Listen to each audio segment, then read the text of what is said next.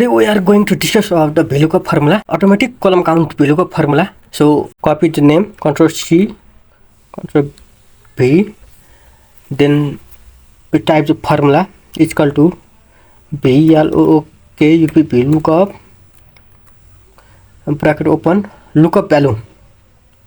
Lookup value is array index, so select array index and lock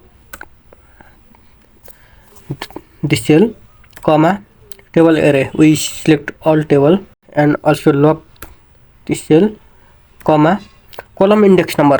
Here are the small change for table count table, so we add formula columns, columns, open comma, table array, select first cell, lock this cell, then select this and bracket comma, then for exact match type 0 and close the bracket. Here we got a 10 number of array index.